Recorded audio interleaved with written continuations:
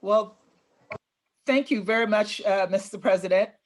I've been informed that we have run out of time, but I wonder if you might want to make a few closing remarks. I got a lot of questions from nearly 300 members of the audience. We have not opened it up for the audience, but just one that was related to Kenya was, when was Kenya Airlines going to resume, and noting that Kenya is an important marketplace. I also want to take the opportunity to thank President Akufo-Addo. I got a message that he had to run because we did go out of time. So I will turn it to you to make final comments, and then I'll turn it back over to our host. Thank you very much, Linda. And mine, first and foremost, just to answer the question on KQ, we are going to be starting domestic flights, and this is what we're going to use as our trial over the, let's say, next couple of days, because we are opening up the lockdown that we have had between inter-county lockdown.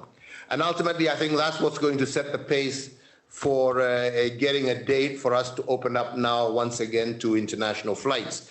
We have seen that if you don't take the necessary precautions, if you don't put in place the necessary measures, opening up too quickly also has its downside, as we have seen in different parts of the world. So we are very eager to open up, but at the same time, we're also eager to make sure that we all stay safe, that we all stay healthy, and we save lives. So it's that balancing, and we are doing everything that we can to make sure we're back in the skies.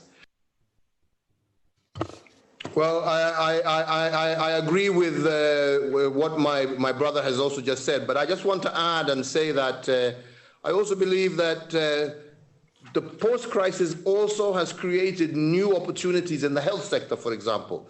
And this is an area I believe that private sector in the United States of America could really have a big head start over many other African countries, given the scale, with companies like GE and so many others, who this is a great opportunity for them to invest in the African continent, because, as we have seen, the kind of interruptions that we have had in supply chain has made it very difficult for us to be able to move equipment, get drugs, and etc., because of the disruptions caused by this COVID. So I think one of the opportunities is to sort of expand our supply chains and establish new bases in different parts of the world to be able to ease any possibility of future problems in supply chain.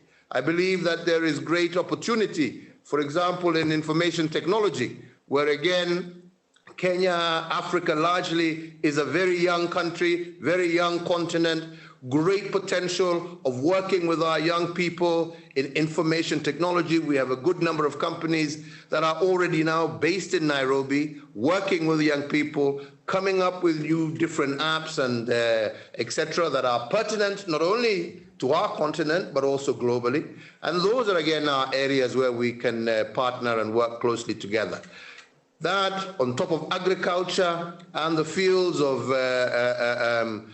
construction and bridge building, these are all opportunities, I believe, for American private sector, where they can base themselves here, they can base themselves on this continent. I have always said this is a continent that requires everything from toothbrushes to machine tooling, and a continent with over 1 billion people.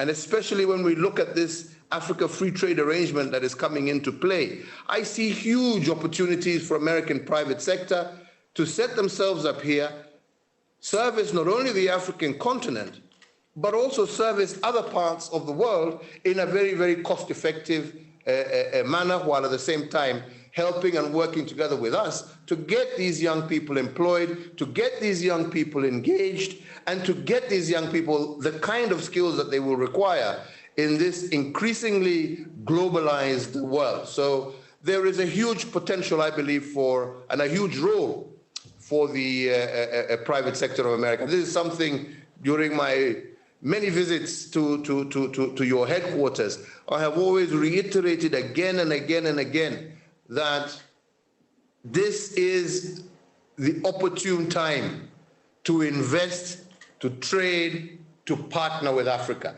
This is the best time in the world.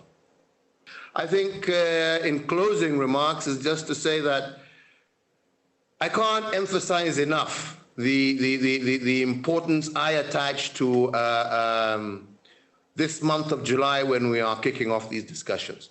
I have always said that the United States of America, in the early stages of our countries or the dawn of independence, the United States was heavily involved, participated, helped very many liberation movements. Thurgood Marshall, who helped us draft our first constitution, pushing and the United Kingdom to end empire. And you were heavily involved in Africa.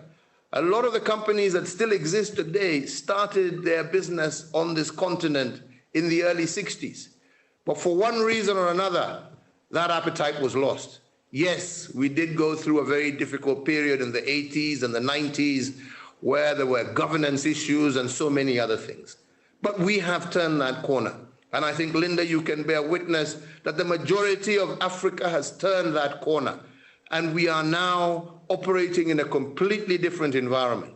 We are focused on private sector. We are getting more and more business-friendly rules and laws and regulations, understanding that it is the private sector that drives business. It's the private sector that's going to help us create jobs.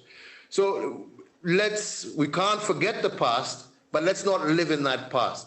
Let us work together to create a new shared future that is based on the values and principles that we share and have shared from the time of our independence. Welcome, and let's do business. Let's get this ball rolling.